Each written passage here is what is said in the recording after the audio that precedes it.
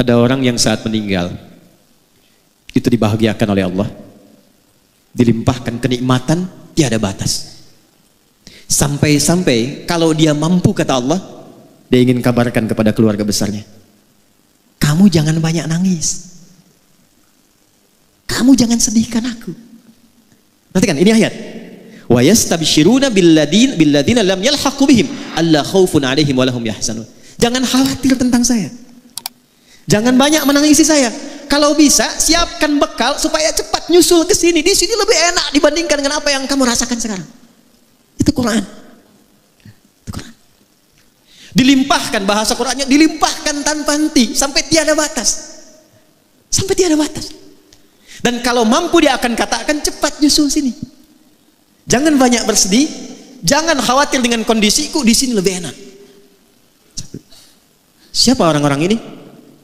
Adalah orang yang setidaknya menyiapkan 3 bekal sebelum wafatnya, dan disifati 3 bekal ini oleh Allah dalam Al-Quran dengan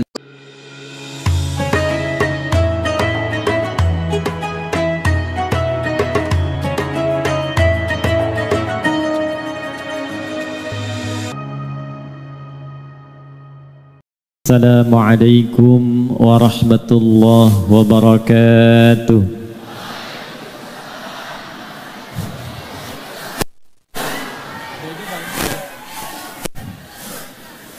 Alhamdulillahilladzi jama'ana fi hadzal masjidil mubarak bi barakati 'abdihi anifa wassalatu wassalamu ala rasulillahilladzi ursila rahmatan lil alamin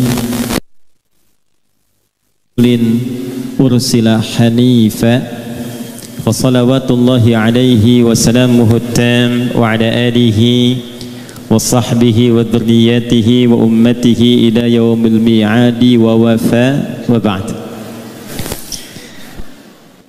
Saya biasa kalau di dalam negeri atau di luar negeri, singgah pertama menapak di bumi manapun itu alhamdulillah yang biasanya kami mohon doa kepada Allah dimudahkan para pemimpin di wilayah itu dan masyarakatnya diberikan keberkahan. Kalau sudah saling mendoakan, diikat dalam kebaikan, nanti Allah bimbing pemimpinnya memiliki kebijakan yang baik, masyarakatnya merespon dengan nilai-nilai kebaikan. Hadirin sekalian, bila ada yang bertanya, kita akan masuk pada inti pembahasan kita. Apakah ada petunjuk dalam hadis Nabi tentang pertemuan kita di Jumat ini, di siang menjelang Jumat ini? Apakah Nabi pernah mengisyaratkan? Apakah Nabi SAW pernah menunjukkan dalam sabdanya sehingga pertemuan kita bukan hanya menjadi ngaji bareng, tapi termasuk diikutkan pada sunnah Rasulullah SAW? Kita lacak dalam hadis-hadis yang diriwayatkan oleh para imam-imam hadis. Pertama, ada satu hadis yang banyak dikutip para ulama dan ahli hadis sehingga viral bukan hanya di satu kitab tapi beragam kitab. Kita ambil satu, Sunan Abu Daud. Abu Daud ini nama aslinya Sulaiman As-Sijistani, dari Sijistan. Hafal banyak sekali hadis dan lisannya itu ringan mengucapkan hadis, lunak sekali. Kalau ditanya ini hadis apa, dijawab bukan hanya matannya, sanadnya, tapi kualitasnya. Ini sahih, ini dhaif, ini munkar, ini maudhu', ini makruh dan sebagainya. Maka Imam Ibnul Qayyim Al-Jauziyah berkomentar, jika ada dulu Nabi Daud mudah melunakkan besi dengan tangannya, maka ini Abu Daud mudah melunakkan hadis dengan lisannya. Beliau menyantumkan hadis ini dalam Sunan Abu Daud nomor hadis 4900. Ada juga yang lain, Imam At-Tirmidzi, nama aslinya Muhammad, tumbuh berkembang di Tirmidz, dikenal dengan At-Tirmidzi, meriwayatkan hadis ini dalam kitabnya Sunan At-Tirmidzi nomor hadis 1040. Ada lagi Ibnu Hibban, punya kitab namanya Sahih Ibnu Hibban, meriwayatkan hadis ini di nomor hadis 3020. Saya ambil jalur yang sama. Imam Abu Daud menerima dari Muhammad bin Ala, Muhammad bin Ala menerima dari Muawiyah bin Hisham. Muawiyah bin Hisham menerima hadis ini dari Imran bin Anas al-Makki. Imran bin Anas al-Makki menerima hadis ini dari Atha. Atha bin Abi Rabah menerima hadis ini dari Abdullah bin Umar radhiyallahu taala anhuma. Abdullah bin Umar radhiyallahu taala anhuma menerima hadis ini dari Rasulullah Muhammad sallallahu alaihi wasallam. Bin Abdullah bin Abdul Muttalib bin Hashim bin Abdul Manaf bin Qusay bin Murrah bin Kilab bin Ka'ab bin Ghalib bin Fihr bin Malik bin Nadar bin Kinana bin Khuzaimah bin Mudrikah bin Ilyas bin Nizar bin Mudar bin Ma'ad bin Adnan bin Addi bin Adri bin Muqawwam bin Nahur bin Tarikh bin Ya'rub bin Yasjub bin Nabit bin Ismail alaihi salam bin Ibrahim alaihi salam bin Azar atau bin Nahur bin Abir bin Kinan bin Arfakhshad bin Sam bin Nuh alaihi salam bin Mikhlail Matusyalah bin Kinan bin Anwas bin Tith bin Adam alaihi salam. Coba ulangi. Hadisnya berbunyi, qala Rasulullah sallallahu alaihi wasallam, udhkuru mahasina mautakum. Udhkuru mahasina mautakum wa kuffu an masawihim. Di jalurnya Sayyidah Aisyah radhiyallahu taala anha, di jalurnya Al-Mughirah bin Syu'bah radhiyallahu taala anhu, la tasubbu halakakum aw mautakum wadhkuru fihim khaira. Di jalurnya Ibnu Abbas radhiyallahu taala anhuma, la tasubbu amwatana wadhkuru lahum aw la tu'dhu ahyana. Atau kama qala Rasulullah sallallahu alaihi wasallam. Yuk kita masuk ke inti hadisnya. Bapak Ibu sekalian, ada yang sangat menarik di hadis yang dipesankan Nabi ini. Kalimatnya singkat, padat, tegas tapi dalam. Uzkuru mahasina mautakum. Kalau ada yang wafat di antara kalian, kata Nabi, maka sibukkanlah dengan menyebut-nyebut, memviralkan, menceritakan kebaikan-kebaikannya. Wa kuffu an masawihim. Wa kuffu ay imtana'u, dan kemudian tahanlah dirimu, jangan pernah lakukan an masawihim, untuk menyebutkan keburukan-keburukannya. Singkat, padat, dalam. Kalau ada orang wafat, kata Nabi, sibukkan diri kalian, apalagi keluarganya, kerabatnya, untuk memviralkan. Nah, di bahasa sekarang viral. Kalau terjemah dulu itu baru disebutkan, ceritakan. Kalau sekarang orang senang viral, karena kalau sudah viral kemudian bisa di-share, bisa di-like dan di-subscribe. Viralkan. Kenapa mesti diviralkan? Di sini para ulama mengajarkan setidaknya ada 3 hal yang penting dalam kalimat Nabi ini, yang bila dikerjakan akan terus melahirkan manfaat bagi yang wafat, memberikan jariah bagi yang telah wafat, meneruskan kebaikan bagi yang hidup, dan yang ketiga yang paling penting, memberikan peta jalan kehidupan bagi yang hidup, bagaimana nanti setelah wafat akan dikenang seperti orang baik yang kita viralkan kebaikannya itu. Maka pelajaran pertama kita turunkan dengan cepat. 1. Udhkuru mahasina mautakum. Kata para ulama, hadis ini yang pertama memberikan pesan dalam kepada kita, betapa Allah subhanahu wa ta'ala saking tingginya memuliakan ciptaannya, saking tingginya mengistimewakan manusia sebagai hambanya yang utama. Maaf, jangankan saat hidup, saat wafat pun dijaga kehormatannya.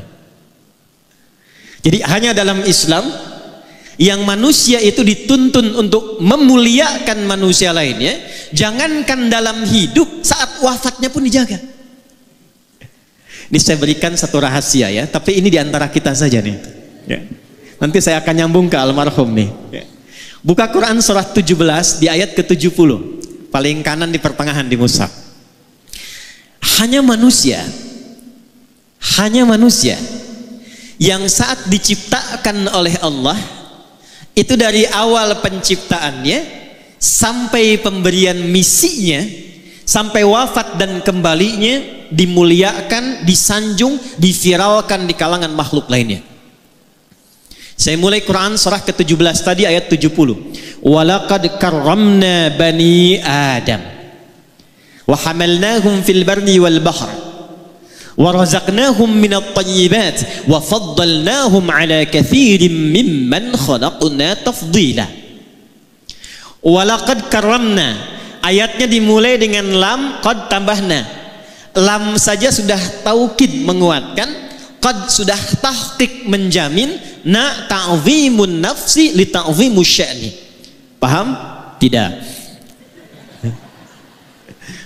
Kalau di Quran itu ada ayat dibuka dengan lam ditambah dengan qad, ini menunjukkan ayatnya begitu istimewa, begitu penting, kandungannya tak sama dengan ayat biasa.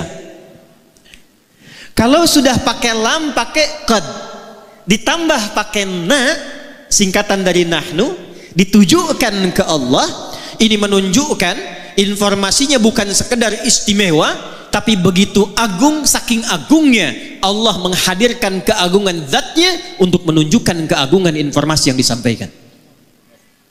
Contoh bandingannya Quran surah 54 ayat 17, 22, 32, 40 tentang Quran.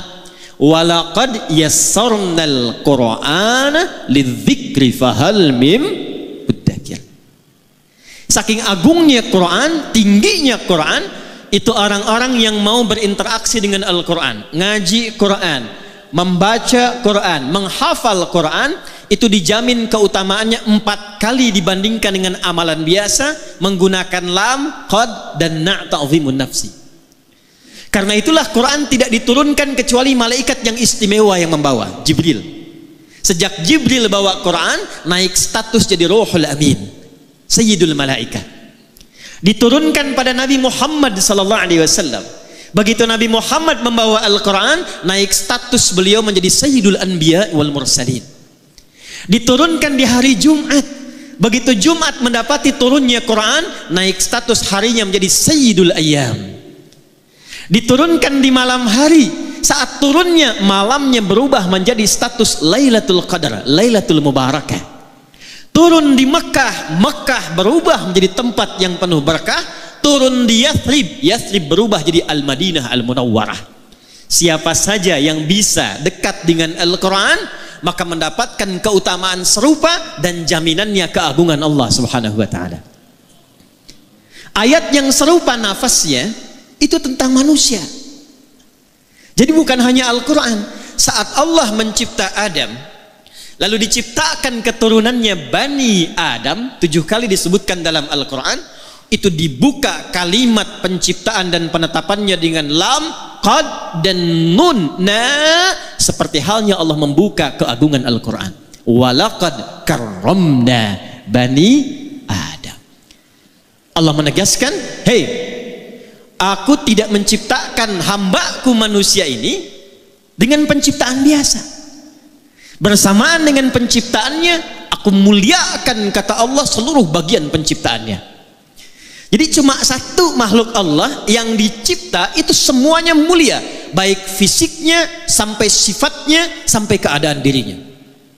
Contoh Bapak Ibu, ini secara fisik, jin tidak disebutkan, malaikat tidak disebutkan, cuma manusia. Quran surah 95 di ayat yang keempat. Saking sempurnanya fisik manusia, itu dibuka dengan 3 risalah Nabi, Nabi Isa alaihi salam, Nabi Musa alaihi salam, Nabi Muhammad sallallahu alaihi wasallam. Wattini waz zaitun, risalah Nabi Isa alaihi salam. Wa turi sinin, risalah Nabi Musa alaihi salam. Wa hadzal baladil, risalah Nabi Muhammad sallallahu alaihi wasallam. Untuk apa Allah bersumpah dengan 3 rasul unggul ini dan ditutup dengan Sayyidul Anbiya wal Mursalin untuk menegaskan laqad khalaqnal insana fi, fisiknya manusia sempurna. Jadi dengan jin itu masih bagus kita Pak fisiknya. Dengan jin itu Bu masih bagus kita. Dengan malaikat yang dari cahaya, kalau ditampilkan itu masih utama fisik kita.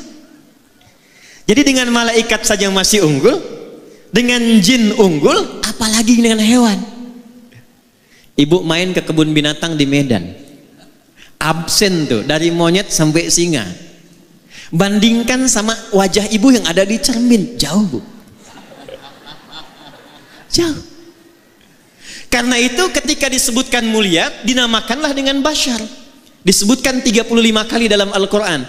Kita selalu ngaji Jumat tuh kalau nggak Yasin Al-Kahf ayat 110-nya, qul innama ana basyarum mithlukum. Bashar itu bukan sekedar nama, manusia yang dicipta dengan kulit halus dan baik. Karena itu nggak boleh di dalam Quran itu fisik sengaja dirubah, nggak boleh.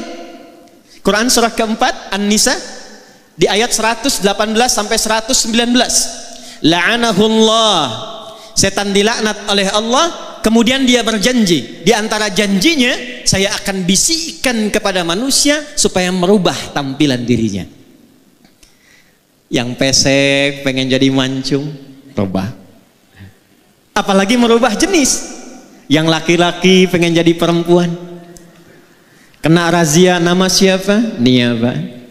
Nama siapa? Nia. Nama lengkap Kurniadi. Tidak boleh.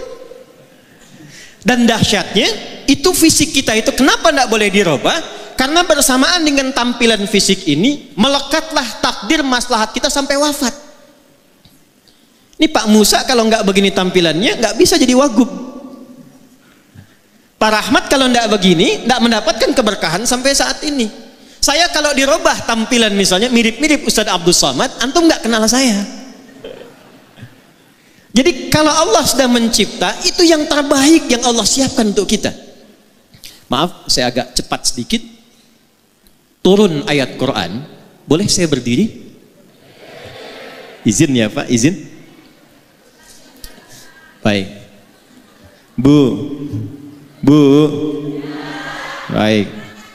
Ini kepala sampai ujung kaki. Pelan-pelan. Allah mencipta kita dari ujung kepala sampai ujung. Ini kepala sampai kaki bukan sekedar fisik biasa. Ini mulia. Saya ulangi. Kepala sampai kaki ini bukan sekedar fisik biasa, tapi mulia. Karena mulia, itu Allah turunkan ayat-ayat dalam Al-Quran untuk membimbing semua bagian fungsi tubuh ini dari kepala sampai kaki supaya fungsinya pun mulia, supaya terjaga keadaan fisik ini. Diciptakannya bagus, berperilakunya mesti bagus, pulangnya pun mesti bagus. Contoh, ini mata fungsinya apa? Tuh, sudah salah. Kalau cuma melihat, itu belum masuk ke fungsi manusia. Hewan pun melihat. Ayam melihat. Kambing melihat. Elang terbang tinggi, anak ayam terlihat di bawah. Ibu naik pesawat, anak sendiri belum tentu kelihatan. Karena itu ketika Allah menunjukkan fungsi mata, dijelaskan dalam Quran bukan hanya fungsinya secara fisik, tapi menunjukkan kemuliaannya. Turun Quran surah ke-24 ayat 30 untuk laki-laki, 31 untuk perempuan. Perhatikan ayatnya. Qul lil mu'minina yaghuddu min absarihim. Katakan pada setiap laki-laki yang beriman kepada Allah, yang yakin Allah telah mencipta dirinya, yaghuddu min absarihim, jaga pandangannya, matanya hanya boleh melihat yang baik-baik saja. Saya ulang, matanya hanya boleh melihat yang baik-baik. Ketika yang dilihat tidak baik, palingkan. Nah, memalingkan dari yang tidak baik itu yang disebut dengan ghaddul basar. Saking mata ini mulia, Allah melarang mata ini melihat yang tidak baik. Itu istrimu, lihat. Itu istri orang, jangan banyak dilihat. Ini proyek kamu, lihat. Itu proyek orang, jangan banyak kemudian berminat untuk diambil dengan cara yang tidak tepat. Ini pulang dari masjid nih, ini sandal kamu, itu sandal orang. Paham? Paham? Jadi sepanjang kita jadi manusia, kenapa dilarang untuk melihat yang tidak baik? Supaya menjaga kemuliaan penciptaan matanya. Dari mata turun ke, langsung ke hati aja bu, ke lisan. Dari mata turun ke lisan, ke mulut. Apa fungsi mulut? Tuh, bicara yang baik. Turunlah Quran surah ke-49 ayat ke-11 sampai 12. Perhatikan kalimatnya. Ya ayyuhalladzina amanu. Dipanggil pakai ya, disebutkan 361 kali dalam Al-Quran, memanggil yang dekat, menengah dan jauh. Setelah itu ada ayyuha, disebutkan 150 kali dalam Al-Quran. Ayyunya menguatkan, haknya mengingatkan, tanbih. Setelah itu ada alladzina, disebutkan 1080 kali dalam Al-Quran. Itu memanggil semua tanpa kecuali, yang besar, yang kecil, laki-laki, perempuan, tua, muda, punya jabatan, tak punya jabatan. Kata Allah, hei, semuanya tanpa kecuali, yang tinggalnya dekat, yang menengah, yang jauh, laki-laki, perempuan. Sepanjang Anda merasa yakin dengan Allah yang telah mencipta lisan kita, la yaskhara qaumin qaum, jangan biasakan mencela. La yaghtab ba'dukum ba'dha, jangan gibah, jangan gosip. Kenapa dilarang melukai dengan celaan? Kenapa lisan tidak boleh merendahkan? Karena dijaga oleh Allah supaya lisan ini selalu tampil terhormat. Sebab ketika ada seseorang mencela, itu pasti keadaan dirinya rendah di hadapan Allah Subhanahu wa ta'ala. Kalau nggak percaya, Bapak Ibu silahkan pulang dari sini, keluarkan kata-kata kotor, saat yang bersamaan rendah keadaan kita di hadapan Allah Subhanahu wa ta'ala. Itulah sebabnya muncul hukum haram. Dari kata hormat, sesuatu yang terhormat. Jadi turunnya hukum haram ini asalnya bukan ingin mencegah kita dari satu perbuatan, bukan, tapi ingin menjaga kehormatan kita, karena Allah menciptakan kita dalam keadaan yang mulia. Satu, ini penting dulu saya sampaikan. Ini saya mohon maaf sebesar-besarnya sebelum saya masuk ke hal yang terkait dengan ayahanda kita Haji Hanif. Karena kita kehilangan bagian pertama ini. Quran minta saling menyayangi. Sekarang yang terjadi saling menyakiti. Buka berita, lihat sekarang baik yang online ataupun yang offline. Setiap kita buka berita, 85% beritanya kalau bukan pembegalan, bukan perampokan, bukan kemudian pembunuhan, maaf, yang satu mencela pada yang lainnya, yang satu melukai pada yang lainnya. Padahal yang kita ngaji Quran yang sama, nabinya nabi yang sama. Kenapa orang dahulu bisa menjaga dan mempraktekkan Quran itu untuk menampilkan kebaikan dirinya, orang sekarang jauh dari petunjuk Quran dan hadis? Ini bagian pertama. Awas, hati-hati ya, hati-hati, karena nanti ada orang yang saat akan masuk surga, ditimbang amalnya, kata Nabi, ternyata terhambat dia karena pernah melukai fisik baik dirinya ataupun orang lain. Yuk kita lihat, cek hadis Muslim, riwayat sahabat Abu Hurairah radhiyallahu taala anhu. Saya agak cepat. Jadi satu kali Nabi sedang kumpul begini, tiba-tiba beliau tanya pada sahabatnya, atadrunal muflis, tahukah kalian tentang orang yang bangkrut saat di hari kiamat nanti? Lalu sahabat rebutan menjawab. Kata mereka, ya Rasulullah, al-muflisu fina ma la dirham lahu wa la mata'. Orang bangkrut menurut kami yang sudah tidak punya uang sepeser pun, tak ada aset sedikit pun. Secara teori dunia benar. Tapi perhatikan jawab Nabi, al-muflisu min ummati. Orang bangkrut yang mengaku umatku itu. Tolong garis bawahi ya. Nabi tidak menyebutkan umatnya Nabi Isa, tidak menyebutkan umatnya Nabi Musa, tapi ada orang mengaku umatnya Nabi Muhammad sallallahu alaihi wasallam. Saya tanya yang hadirin di sini semua, kita umatnya Nabi bukan? Ulangi, kurang keras. Umatnya Nabi bukan? Perhatikan baik-baik, hati-hati. Ada di antara umat Nabi, ya'ti yaumal qiyamati datang di hari kiamat bisolatin, solatnya rajin sekali. Jadi tercatat tulisan di kitabnya itu rajin solat. Jangankan fardunya, sunnahnya pun dia buru. Dia tahajud, dia solat sunnah, ada catatannya. Wasyamin, rajin puasa. Jangankan Ramadan, Senin datang dia puasa, Kamis datang dia puasa. Dia tak tunggu Senin Kamis, dia lakukan puasa Daud. Wazakatin, rajin zakat. Fokus. Cuma sayang kata Nabi, wayati qad syatama hadza. Tapi saat yang bersamaan dia pernah mencaci orang lain. Wa qadzafa hadza, menuduh orang lain. Wa daraba hadza, menyakiti fisik orang lain.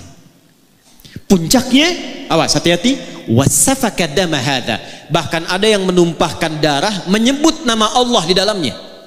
Allahu Akbar, tembak orang lain. Allahu Akbar, bunuh orang. Allahu Akbar, bom orang lain. Hati-hati, kalau Nabi pernah sampaikan berarti potensi terjadinya itu mungkin terjadi. Maaf, mudah-mudahan tidak terjadi di Medan, di tempat lainnya lagi. Apa yang amin? Jadi waktu terjadi bom di Jalan Tamrin, itu saya sedang di Lampung. Duar meledak. Lagi begini, taklim. Tiba-tiba jamaah angkat tangan bertanya, Ustaz, apakah bom di Jalan Tamrin itu termasuk jihad fisabilillah?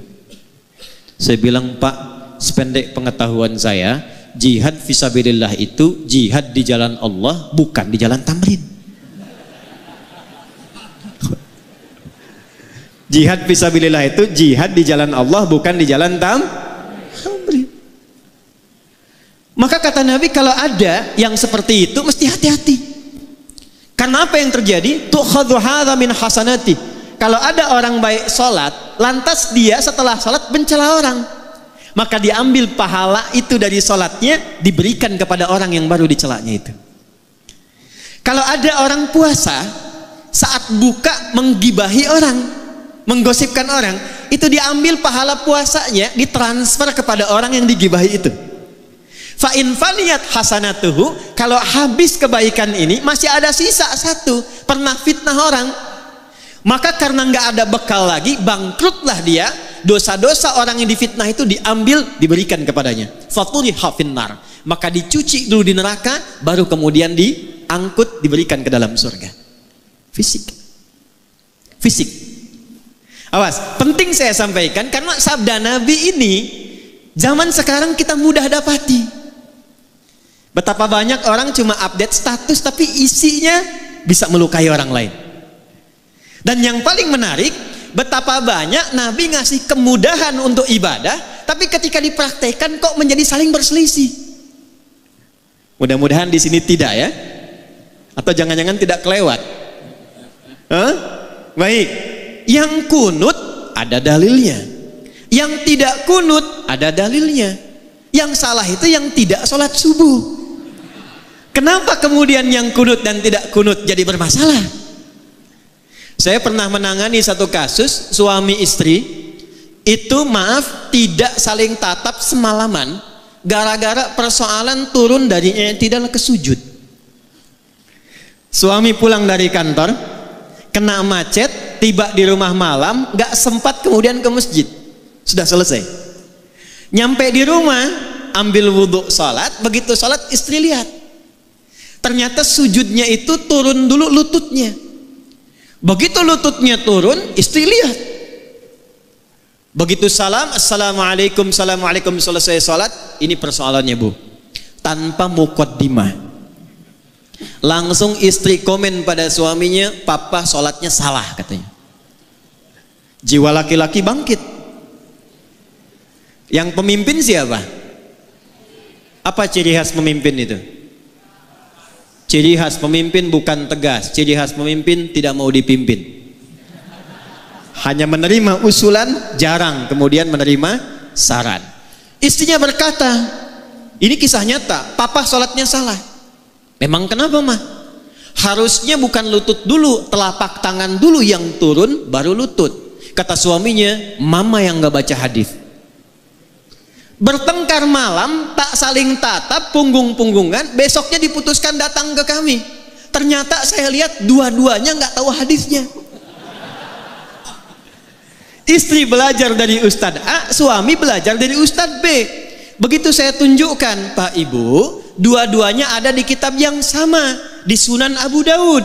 Ini yang pakai lutut duluan, nomor hadis 838 dari Wa'il bin Hujur. Yang pakai telapak tangan cuma beda 2 nomor. Nih kiri atas Abu Hurairah, nomor hadis 840.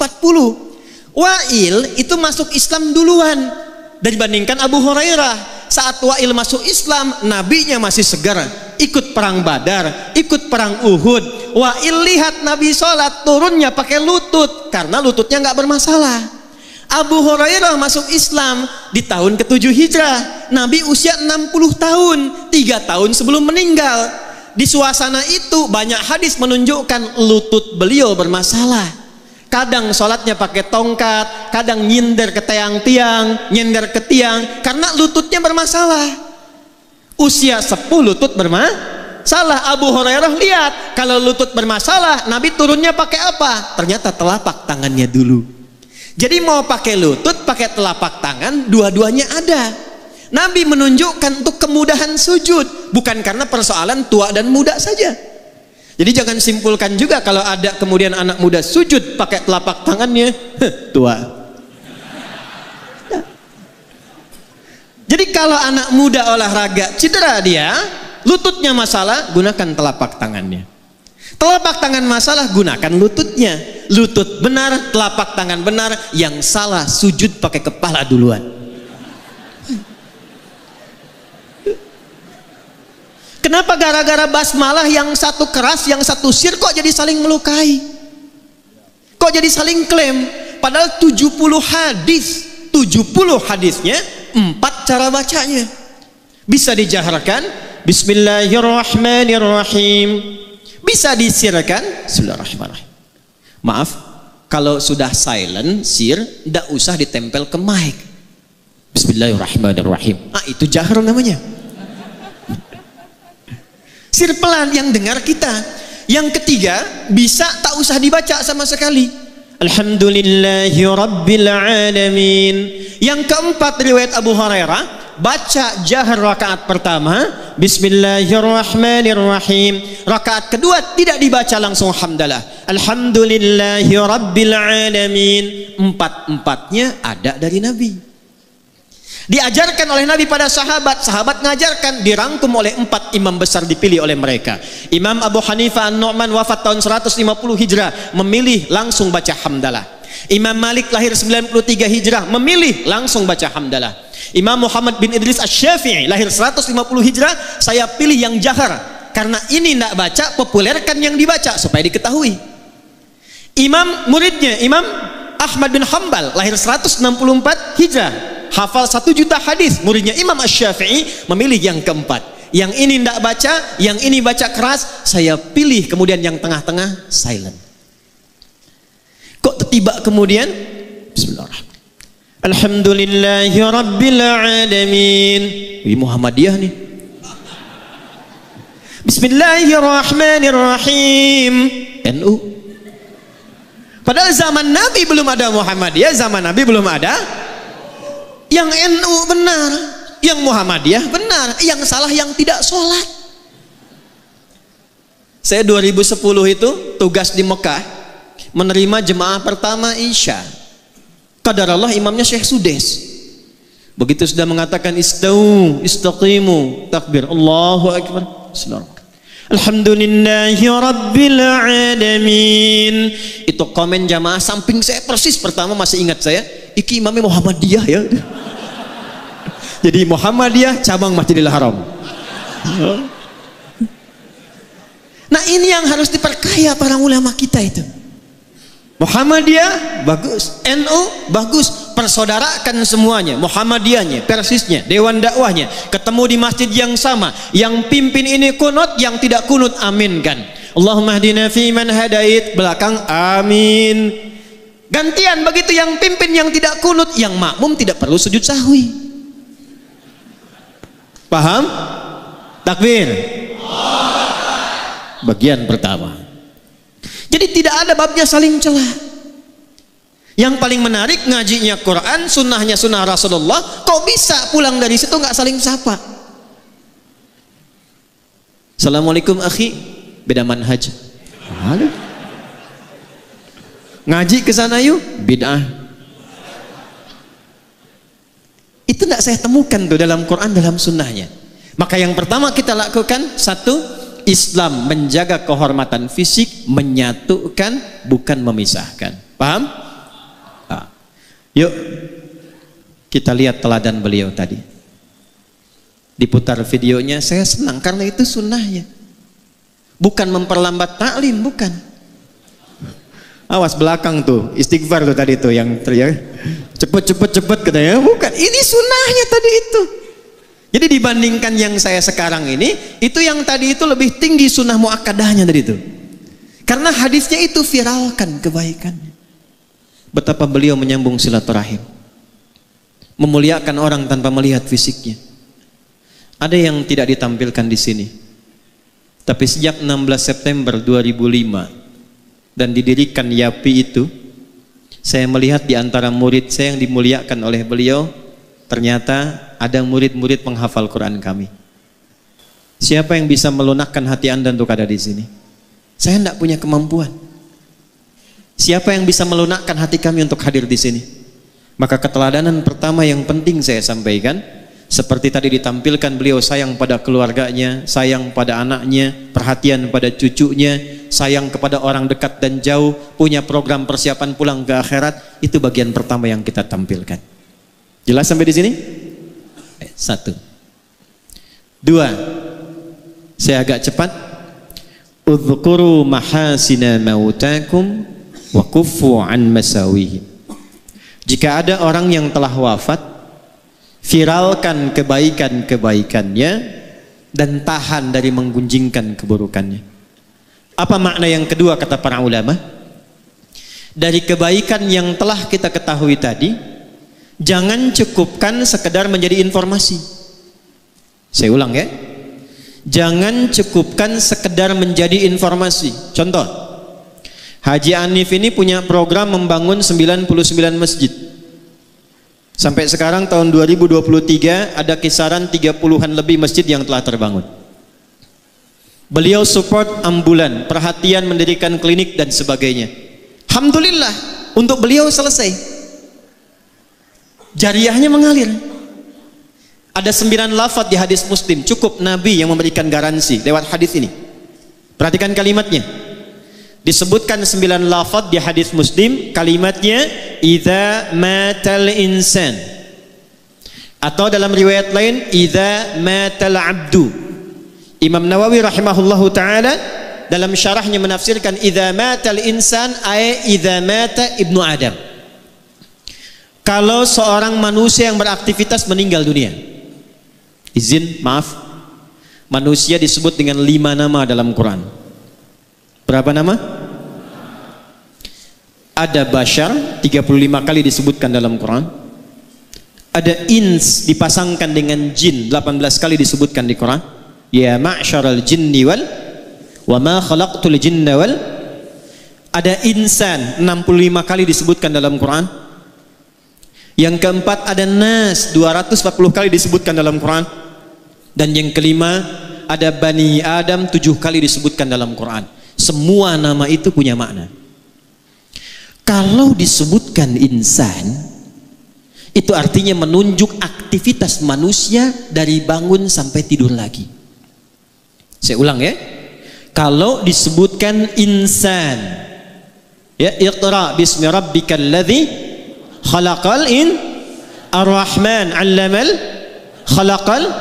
Kalau disebutkan al-insan, itu bukan sekedar menunjuk nama manusia, tapi menekankan totalitas aktivitasnya dari bangun tidur sampai tidur lagi. Nah, Nabi menyebutkan dalam hadis riwayat Muslim tadi, idza matal insan, jika manusia yang beraktivitas dari bangun sampai tidur lagi itu selesai aktivitasnya. Ini ingin memberikan pesan kepada kita. Anda sesibuk-sibuknya, sehebat-hebatnya, punya jabatan yang tinggi, harta yang banyak, ilmu yang luas, tetap kita akan wafat. Itu poinnya. Idza matal insan, kalaupun sibuk sampai tidurnya sedikit, bisnisnya banyak, ngajarnya banyak, kedudukan tinggi, pada akhirnya wafat. Meninggal. Quran surah 39 ayat 30, innaka mayyitun wa innahum mayyitun. Silahkan berbuat apapun kata Nabi, tapi pada akhirnya Anda wafat. Nah, sebelum wafat itu, ini poinnya. Maka Nabi berpesan bagi setiap personalnya lewat hadis Muslim tadi, siapkan diri kita supaya saat wafat itu mendapatkan kebahagiaan yang sama atau bahkan lebih dengan saat hidup. Maaf, jangan sampai hidup rumahnya mewah, enak kerjanya, aktivitas nyaman, tapi begitu wafat kemudian suasananya menjadi sempit dan gelap. Ukuran berapa di alam kubur itu? 2 kali 3, 3 kali 4, ada yang 10 kali 15? Tidak ada ya? Baik, tapi perhatikan baik-baik. Ada orang-orang yang menyiapkan sebelum wafatnya sehingga dijamin oleh Allah tempat kuburnya lebih luas dibandingkan dengan apa yang dia dapatkan di bumi. Saya lihat tadi lewat Raja Wali 28, luas sekali itu. Beberapa rumah luas sekali, lebar. Tapi ada orang masuk kubur, itu diberikan kenikmatan oleh Allah, tempatnya lebih luas dari tempat yang pernah dia tinggali di bumi. Nggak percaya nanti silahkan antum minta wasiat dikuburkan samping ulama yang dikenal soleh. Lihat nanti lapaknya tuh, lihat tempatnya, bagaimana kenikmatannya. Quran surah ketiga ayat 169 sampai 172. Saya agak cepat. Wala tahsabanna alladhina qutilu fi sabilillahi amwata bal ahya'un 'inda rabbihim yurzaqun farihina bima atahumullahu min fadlih. Maaf keluarga besar Haji Hanif. Wa yastabshiruna billadhina lam yalhaqu bihim min khalfihim alla khaufun 'alaihim wa lahum yahzanun. Ada orang yang saat meninggal itu dibahagiakan oleh Allah, dilimpahkan kenikmatan tiada batas. Sampai-sampai kalau dia mampu, kata Allah, dia ingin kabarkan kepada keluarga besarnya, kamu jangan banyak nangis, kamu jangan sedihkan aku. Perhatikan ini ayat. Wa yastabshiruna billadzina lam yalhaqu bihim alla khaufun 'alaihim wa lahum yahzanun. Jangan khawatir tentang saya, jangan banyak menangisi saya. Kalau bisa siapkan bekal supaya cepat nyusul ke sini. Di sini lebih enak dibandingkan dengan apa yang kamu rasakan sekarang. Itu Quran. Itu Quran. Dilimpahkan, bahasa Qurannya dilimpahkan tanpa henti sampai tiada batas. Sampai tiada batas. Dan kalau mampu dia akan katakan cepat nyusul sini. Jangan banyak bersedih, jangan khawatir dengan kondisiku, di sini lebih enak. Satu. Siapa orang-orang ini? Adalah orang yang setidaknya menyiapkan 3 bekal sebelum wafatnya, dan disifati 3 bekal ini oleh Allah dalam Al-Quran dengan fi sabilillah.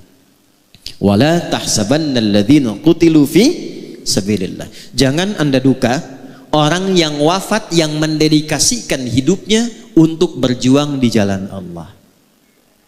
Nah, apa fi sabilillah ini? Ternyata bukan cuma ikut aksi militer saja, tidak. Banyak sekali ruangnya.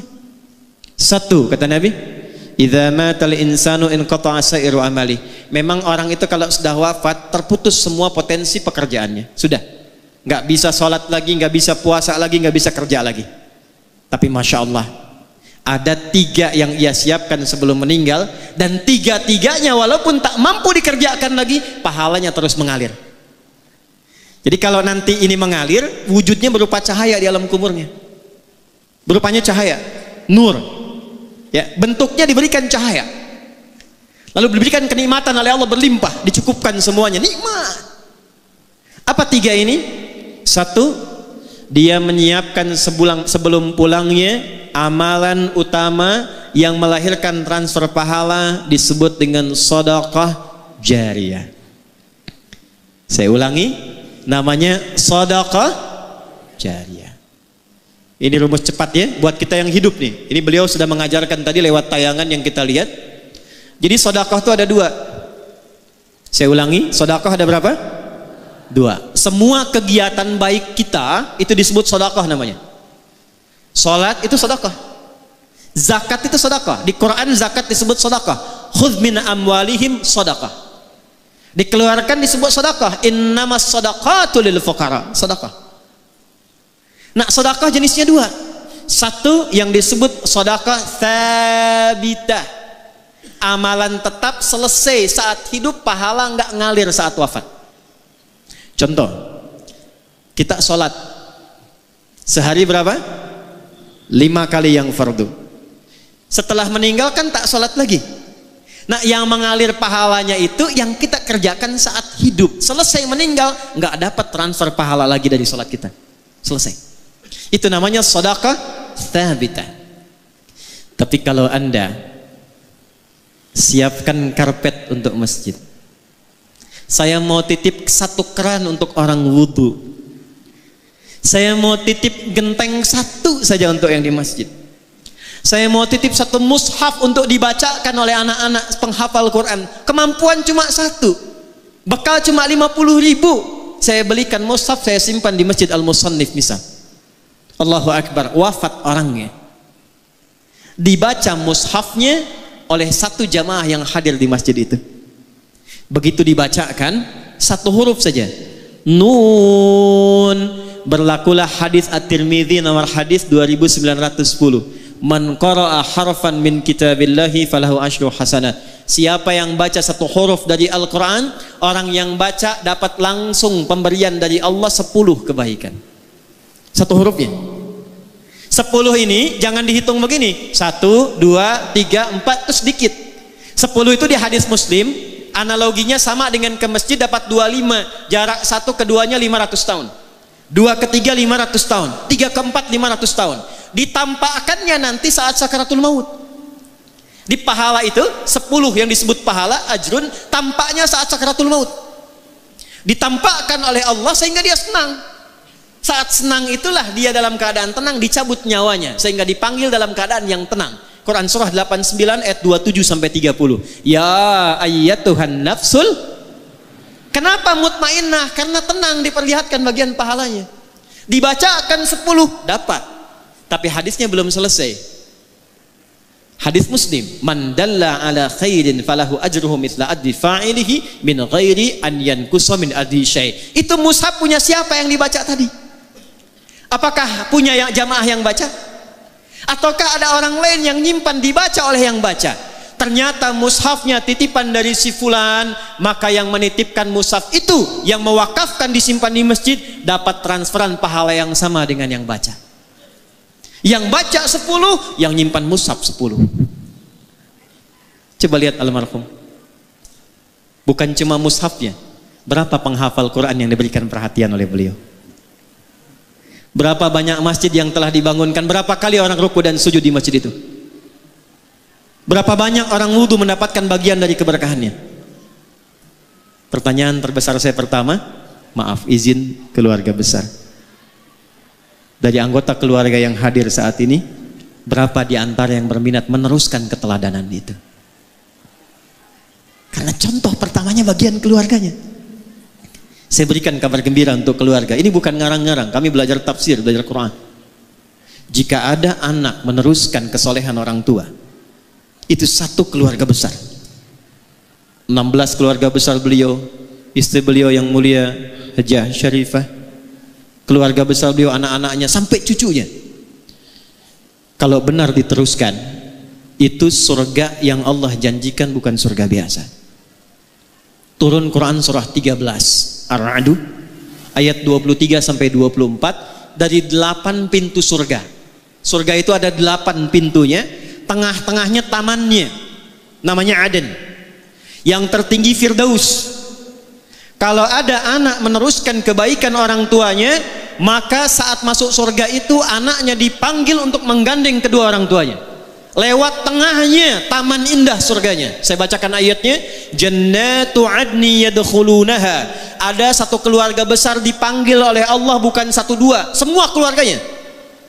Jadi kalau normal hisab itu kan fulan, Adi Hidayat datang, Lutfi datang, Andre datang, Andi datang. Ini tidak, satu keluarga besar, Anif hambaku datang. Siapa mereka ini? Wa man salaha min abaihim, anaknya pertama disebut, anaknya.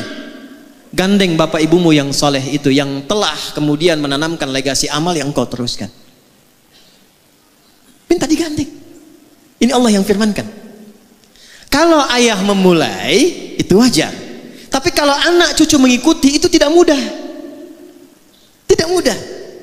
Makanya nasihat para nabi itu sebelum meninggal, yang dikumpulkan anak-anak itu bukan persoalan warisan harta, tapi meneruskan kebaikan yang telah kemudian dikerjakan orang tuanya. Quran surah kedua Al-Baqarah di ayat 133. Lihat kalimatnya.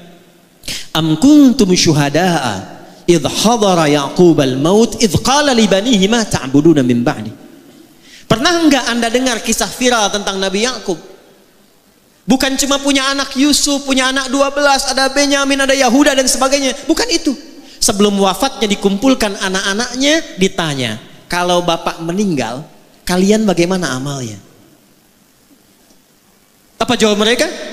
Qalu na'budu. Ya bapak, jangan khawatir. Setelah ayah anda meninggal, tanamkan dalam hati bapak yang dalam, kami tidak akan pernah keluar dan menyimpang dari nasihat-nasihat ayah untuk meneruskan amal-amal kebaikan ayah.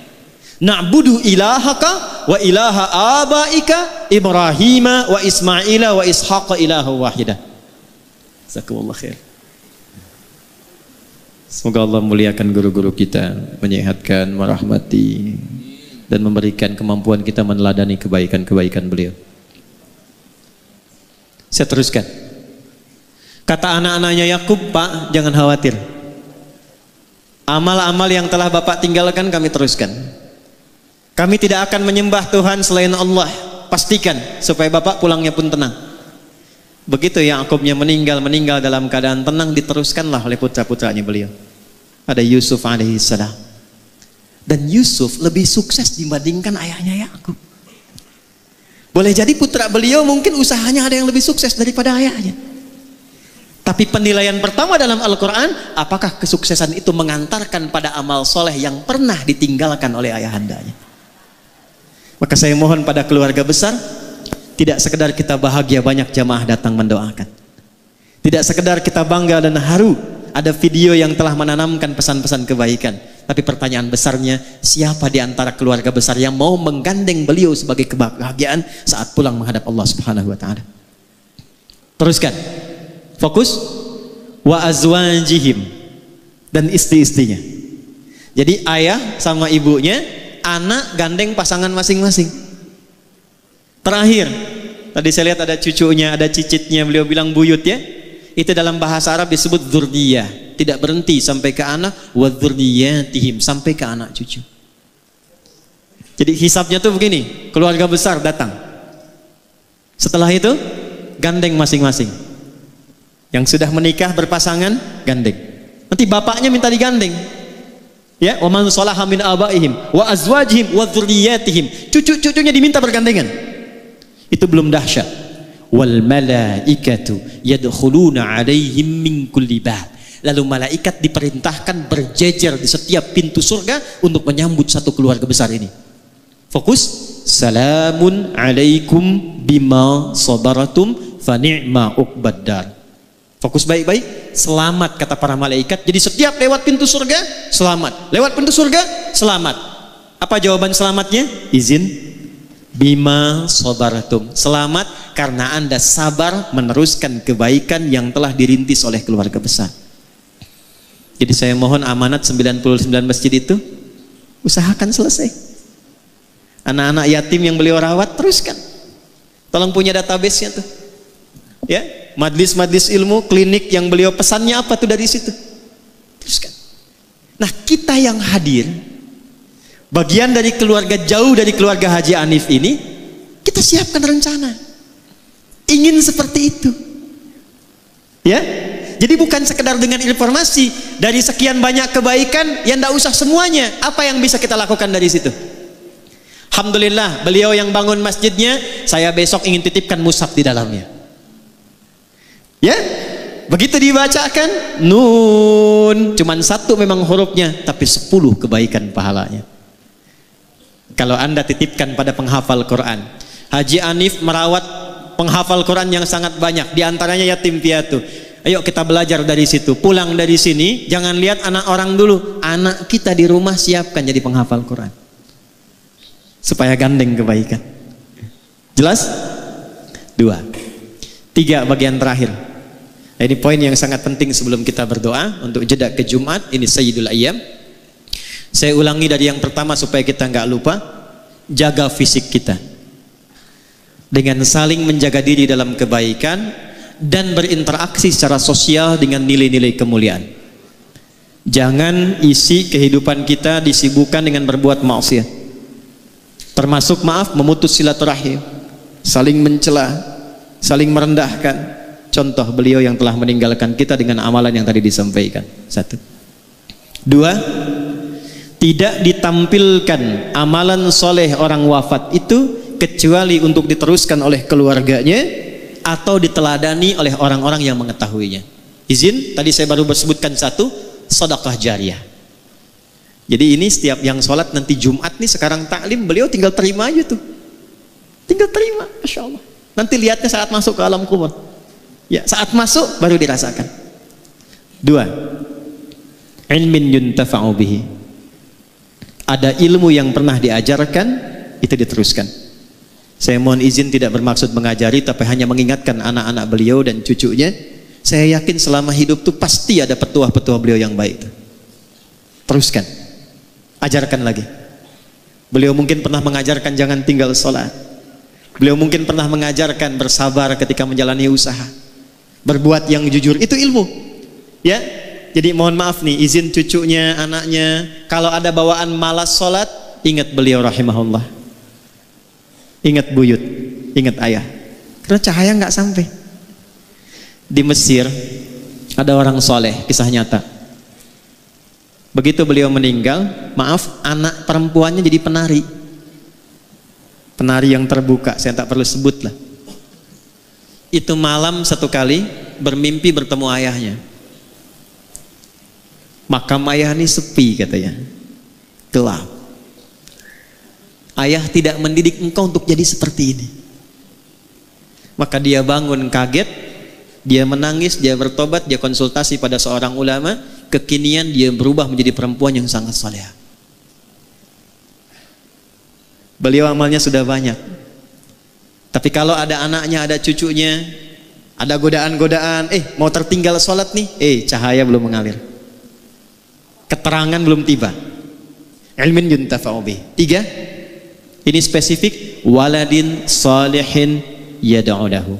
Waladin salihin yad'u lahu. Anak-anak soleh yang dididik oleh beliau, yang membiasakan berdoa untuk kedua orang tuanya, baik yang hidup ataupun yang telah wafat. Jadi mohon izin ya, setelah sholat sertakan doa. Dan bukan setelah sholat saja, setiap amal baik. Selesai ngaji ini, walam yakul lahu kufuwan ahad, jangan berhenti, doa. Ini ada doa khusus hari Jumat, saya ajarkan ya, mohon izin nih. Ada doa khusus dibacanya tiap hari Jumat. Ini saya talkinkan sedikit. Kalau dibaca dengan baik, hadisnya tersambung, insya Allah Allah cukupkan rizkinya, Allah jaga dari perbuatan maksiat, dan diberikan yang paling utama dari kegiatannya. Jadi kalau kerja dikasih jabatan yang utama, kalau ilmu yang utama yang mudah diamalkan. Allahumma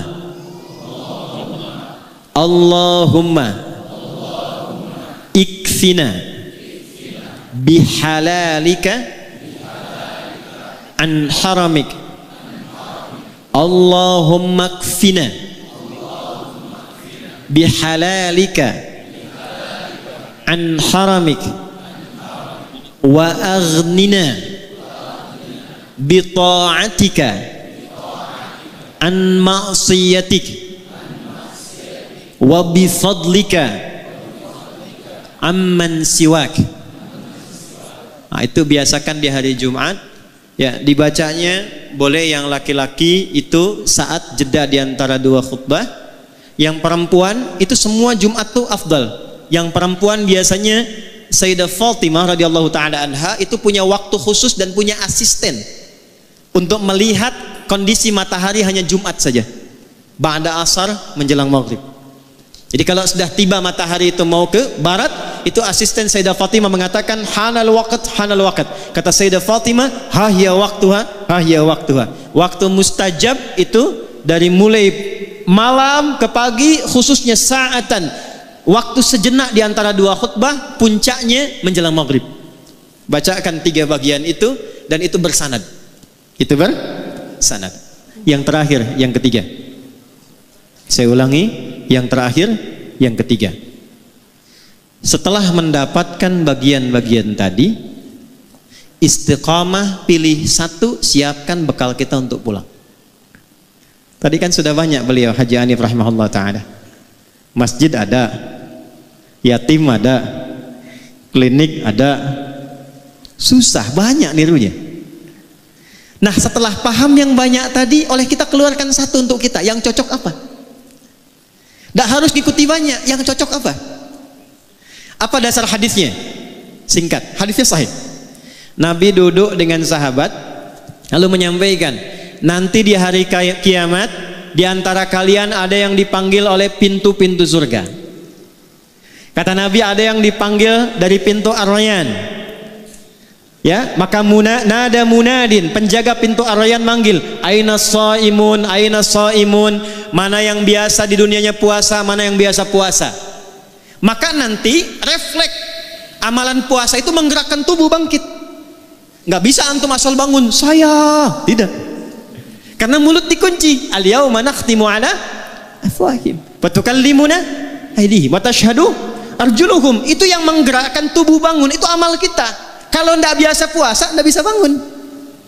Tapi kalau biasa puasa, amalan puasanya mendorong tubuhnya bangkit, langsung dia pergi ke tempat itu. Fa idza dakhaluhu ughliqa. Kalau masuk semua, tutup langsung. Nggak bisa ngintip. Itu pintunya Ar-Rayyan yang biasa puasa. Ada pintu namanya babut tahajud. Memang tidak rajin puasa, tapi dia tunggangi satu amalan, saya pengen tahajud. Maka nanti dipanggil lewat pintu namanya pintu tahajud, babut tahajud. Ada pintu namanya babus sedekah.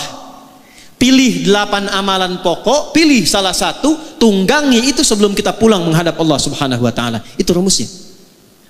Abu Bakar tanya, "Ya Rasulullah, apakah ada nanti di surga yang dipanggil oleh semua pintu itu?"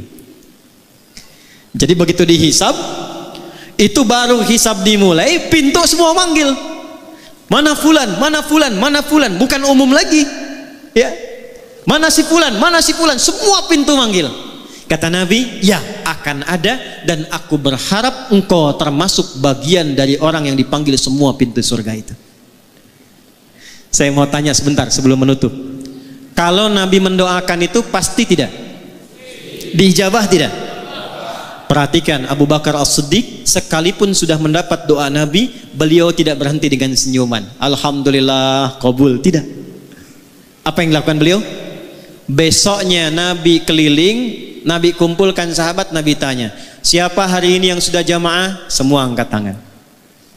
Jadi semua sahabat Nabi itu yang sangat baik, amalnya banyak, dekat dengan Nabi, di dunia hidup dengan Nabi, melihat Nabi, beramal membersamai Nabi, di alam kuburnya jaminan bagus, di akhirat surganya tinggi, itu masih jamaah ke masjid.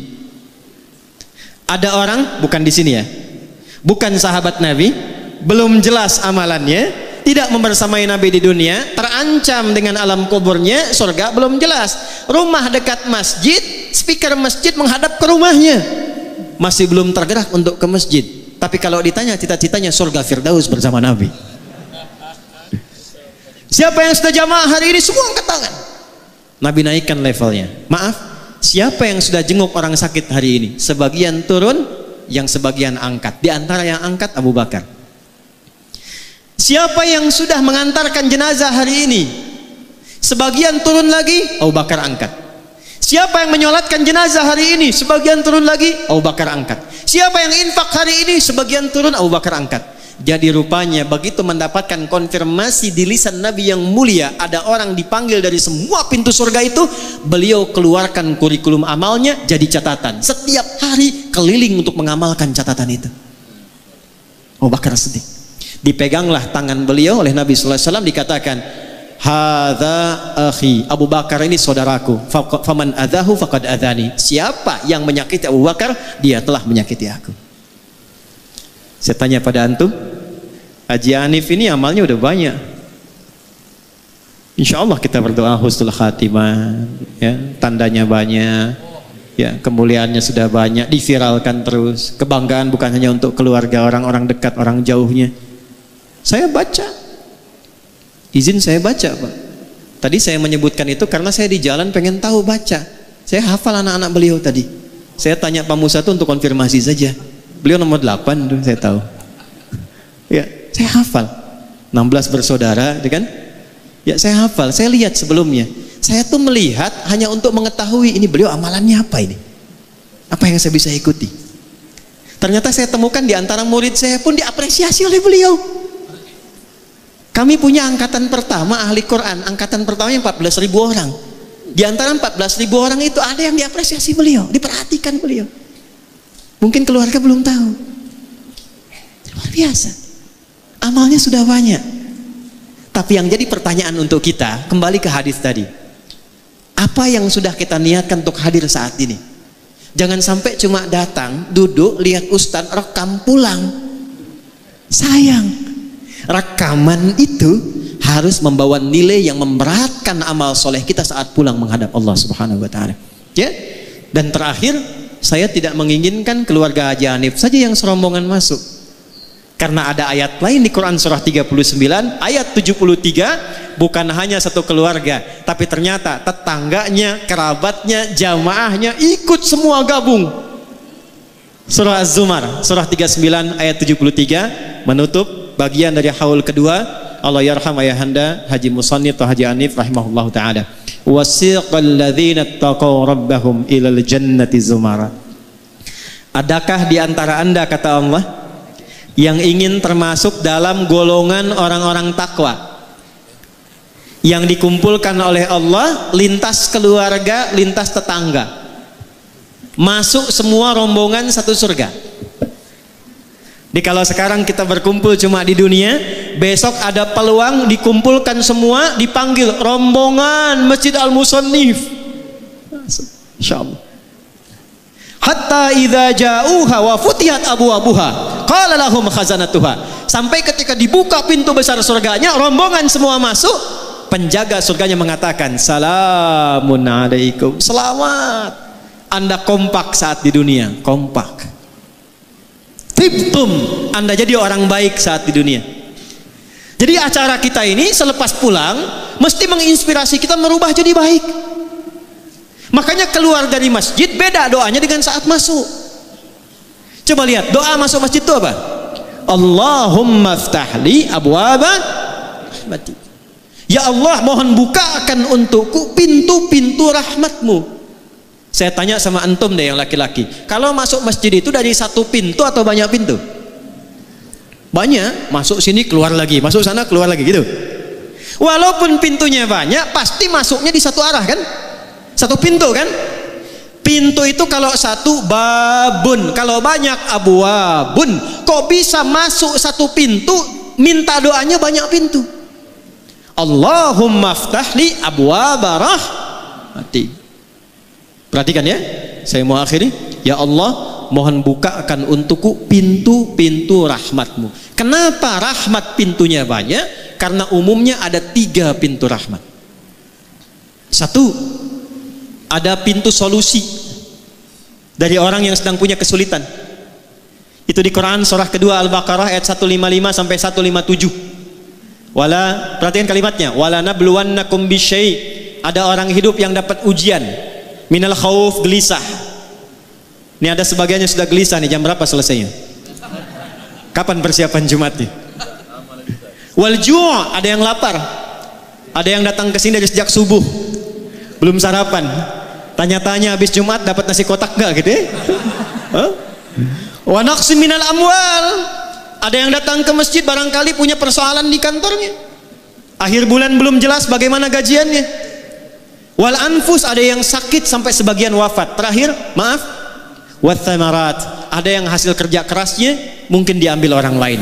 Maksudnya apa? Tidak semua yang masuk ke masjid itu hatinya gembira. Ini wajahnya senyum-senyum, mungkin sedang punya masalah.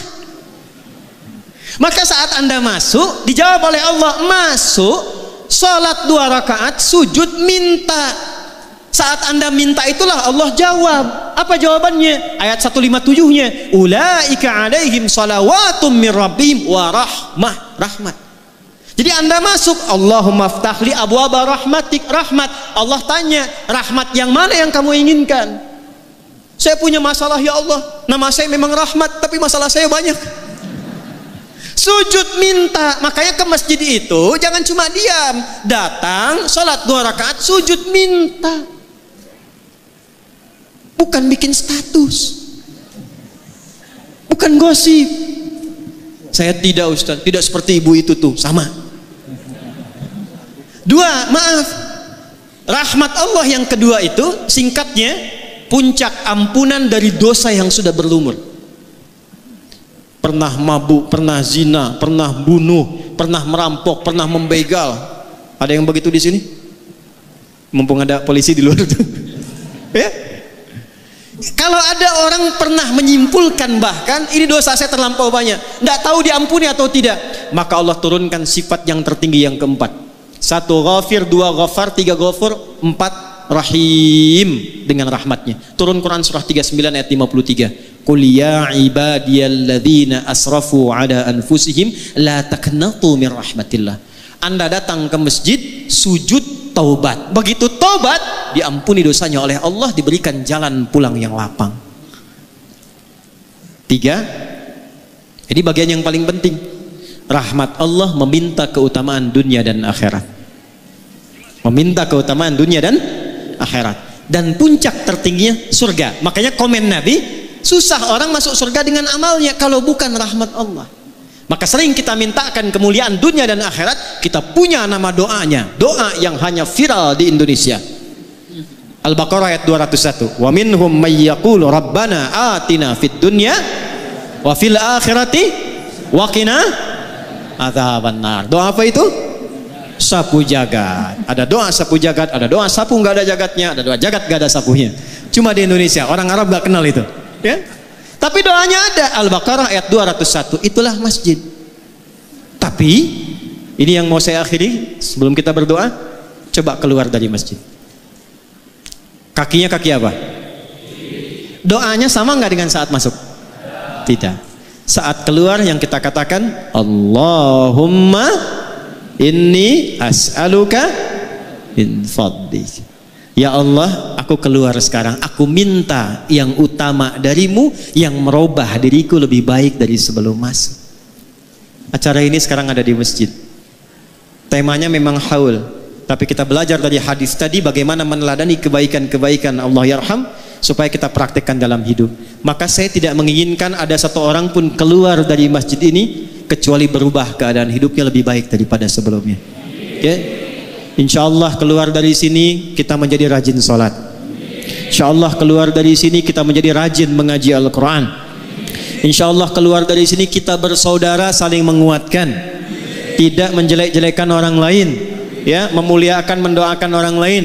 Dan saya bermohon pada Allah, mudah-mudahan pertemuan kita jam'an mubarakah, menginspirasi siapapun yang ada di luar. Kita berikan contoh. Insya Allah jangan tunggu haul tahun depan lagi, tapi setelah keluar dari sini, kalau ada orang tanya, di mana orang baik di Indonesia? Medan. Di mana yang rajin sholat di Indonesia? Medan. Di mana orang jujur di Indonesia? Medan. Di mana orang-orang yang menyambung silaturahim? Medan. Sehingga Anda bisa berkata, Horas. Sampai kembali ke hari kiamat insya Allah. Kita berdoa dan kita akan sampai ke persiapan Jumat. Mudah-mudahan doa kita diterima oleh Allah Subhanahu wa taala. Saya tidak bermaksud mewakili para ulama-ulama kita, hanya menyampaikan kembali apa yang diajarkan. Doa kita ada 3 insya Allah. Yang pertama doa dikhususkan pada Allah yarham Haji Musannif atau Haji Hanif. Kemudian yang kedua kita khususkan untuk keluarga-keluarga beliau, baik istri beliau, kerabatnya, anak-anak beliau, dan keturunan beliau. Dan yang ketiga untuk kita semua yang hadir, mudah-mudahan jauh ataupun dekat mendapatkan kemuliaan-kemuliaan dan keberkahan si Allah Subhanahu wa taala. A'udzu billahi minasyaitonir rajim. Bismillahirrahmanirrahim. Alhamdulillahi rabbil alamin. Allahumma nahmaduka hamdan kama 'allamtana an nahmadaka wa nashkuruka syukran kama 'allamtana an nashkuraka antal muqaddim wa antal muakhir biyadikal khair innaka 'ala kulli syai'in qadir. Allahumma nusalli wa nusallimu ala habibikal karim rasulikal mustafa al-amin sayyidina Muhammadin wa ala alihi wa sahbihi ajma'in. Allahumma inna nakhussuka ya Allah bidu'a laka bi asma'ikal husna wa sifatikal ula. Allahumma ya rahmanir rahim ya malikul quddus alladhi ala kulli syai'in qadir biyadikal khair fa inna kulli 'asirin biyadika yasir. Allahumma nakhussuka bidu'a ya Allah bi abina wa jaddina ya Allah wa akhina haji musannif. Allahumma ighfir lahu ya Allah warhamhu wa zid lahu nuran fi qabri. Ya Allah, kami khususkan doa bermohon pada ayahanda kami ya Allah, kakek bagi cucu-cucunya, buyut bagi cicitnya, ayah ya Allah bagi anak-anaknya, suami bagi istri tercintanya. Ya Allah, lapangkan kubur beliau ya Arhamar Rahimin. Anugerahkan ya Allah limpahan cahaya-cahaya kebaikan bagi beliau ya Rabbal Alamin. Berikan jariah terbaik pada semua amal soleh yang telah beliau kumpulkan ya Rabbal Alamin. Jadikan kuburnya ya Allah sebagai bagian dari pancaran dan percikan kenikmatan surga. Allahumma ya Rabbal Alamin barik ya Allah ailatihi ya Rabbal Alamin min auladihi wa hufadhihi wa aqribaihi ya Rabbal Alamin. Ya Allah, sebagaimana engkau berikan nilai-nilai kebaikan pada Haji Musannif selama hidupnya sampai wafatnya, maka percikan kebaikan itu kepada seluruh keluarga besarnya, saudara-saudarinya ya Allah, istri tercintanya, anak-anaknya, cucunya. Allahumma barik ya Allah hadhil ailah, berkahi keluarga ini ya Rabbal Alamin. Yassir lahum kulla amalihim ya Allah, wardah kama tuhibbu wa tardah. Ya Allah, anugerahkan kemudahan dalam aktivitas mereka, berikan ridhamu pada semua aktivitas mereka, cintai mereka dalam kebaikan dan jauhkan mereka dari kemaksiatan yang dapat menjauhkan mereka dari pertemuan dengan orang tua mereka. Allahumma ya Allah kama karamta wa barakta li hadhil ailah wa ya Allah fabarik lana jami'an jam'an mubarakah, ij'al jam'ana hadza jam'an marhumah wa tafarraqana min ba'dihi tafarruqan ma'sumah. Ya Allah, seperti engkau limpahkan kebaikan kemuliaan pada keluarga besar Haji Anif dalam hidupnya atau setelah wafatnya, maka berikan kebaikan yang sama kepada kami hadirin pada saat ini ya Rabbal Alamin. Berkahi kehidupan kami ya Allah, jadikan pertemuan kami pertemuan yang saling mencintai. Bila pun kami mesti berpisah, jadikan perpisahan kami mengeratkan silaturahim dan kebaikan di antara kami. La tada'lana fi maqamina hadza dzamban illa ghafartah. Ya Allah, bila ada pendosa hadir di sekitaran masjid ini, jangan biarkan ia pulang kecuali Engkau ampuni seluruh dosa-dosanya. Wala hamman illa farajtah. Jika ada yang datang di antara kami membawa kegelisahan, jangan biarkan ia pulang kecuali Engkau telah tenangkan keadaan hatinya. Allahumma wala asran illa yasartah. Jika ada di antara kami yang datang membawa kesulitan, jangan biarkan ia pulang kecuali Engkau telah tenangkan keadaan hatinya dan hilangkan seluruh kesulitannya. Allahumma wala maridan illa syafaitah. Jika ada di antara kami yang tengah Engkau uji dengan penyakit seberat apapun, maka mohon angkat dan sembuhkan seluruh penyakitnya. Allahumma ya Rabbal Alamin, Rabbana atina fid dunya hasanah wa fil akhirati hasanah wa qina adzabannar. Ij'al baqiyata hayatina hayatan thayyibah wa akhir wafatina husnal khatimah. Ya Allah, jadikan sisa hidup kami lebih baik daripada hari-hari sebelumnya, dan bila pun kami wafat di hari ini, wafatkan kami dalam keadaan husnul khatimah. Khafif lisanana laqula kalimat at-tauhid la ilaha illallah Muhammadur Rasulullah. Ya Allah, mohon ringankan lisan kami khususnya dalam sakaratul maut kami untuk mengucapkan kalimat tauhid la ilaha illallah. Wa ajib kalimatana bi qaulika ya ayyatuhan nafsul mutmainnah irji'i ila rabbika radiyatan mardiyah fadkhuli fi ibadi wadkhuli jannati. Ya Allah, dan mohon jawab kalimat kami dengan panggilan-Mu yang indah. Hei jiwa-jiwa yang tenang, cepat pulang kepadaku. Aku ridha denganmu, dengan amalmu, dan Engkau pun akan ridha dengan pemberianku. Jadi bagian dari hamba-Ku, aku siapkan surga untukmu. Allahumma ishtaqna bi Rasulillah sallallahu alaihi wasallam. Allahumma ishtaqna bi Rasulillah sallallahu alaihi wasallam. Ishtaqna bi Rasulillah sallallahu alaihi wasallam. Ya Allah, kami rindu untuk berjumpa dengan Rasulullah sallallahu alaihi wasallam. Lam na'ish ma'ahu fil hayah wa lam narahu fil manam fala tudayyi' lana fursah yawmal qiyamati linajtami wa narahu yawmal qiyamati ya arhamar rahimin.